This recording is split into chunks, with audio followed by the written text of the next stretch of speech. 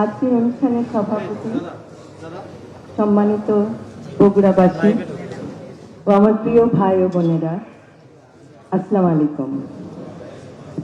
আজ প্রায় 2 যুগ পরে বগুড়ায় এসে অত্যন্ত ভালো লাগছে।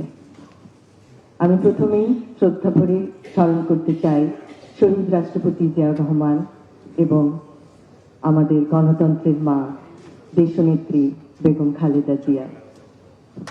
তাদের স্মৃতির প্রতি শ্রদ্ধা জানিয়ে আমি আমার বক্তব্য শুরু করতে চাই।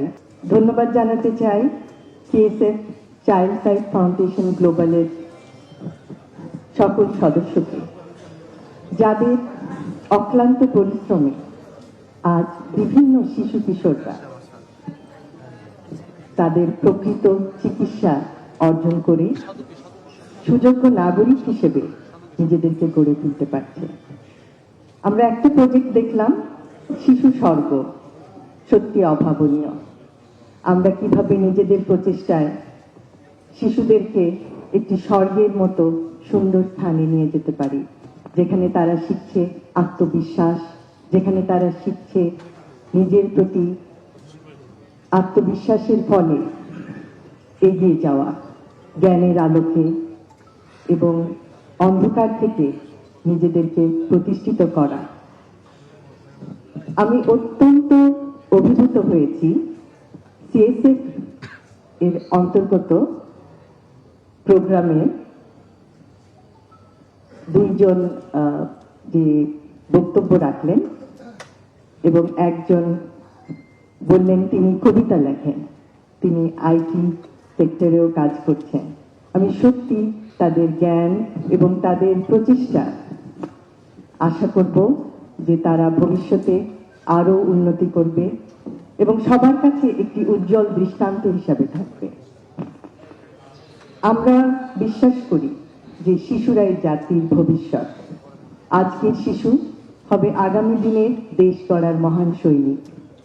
এবং আমাদের যে পরিকল্পনা আছে, আমাদের রাজনীতি সুষ্ঠু পরিকল্পনার রাজনীতি। এবং আপনারা হয়তো জানেন যে সুস্বাস্থ্য বিভিন্ন জেলায় কিভাবে ছড়িয়ে দেওয়া হবে আমাদের পরিকল্পনার মাধ্যমে, এবং শিক্ষা ব্যবস্থায় one tap one teacher, happiness, শিক্ষার সাথে হ্যাপিনেসকে কিভাবে যুক্ত করা হবে, এবং এরকম বিভিন্ন প্রকল্পের মাধ্যমে জাতিকে স্বাস্থ্য, শিক্ষা এবং ক্রীড়া ক্ষেত্রে আপনারা দেখবেন যে আমাদের পরিকল্পনায় আছে বিভিন্ন জেলায় ক্রীড়া প্রতিষ্ঠান গড়ে তোলা, যার মাধ্যমে সমস্ত শিশু কিশোররা পাবে খেলাধুলার স্বাদ এবং এইভাবে তারা স্বাস্থ্যে, শিক্ষায়, ক্রীড়ায় এগিয়ে যাবে।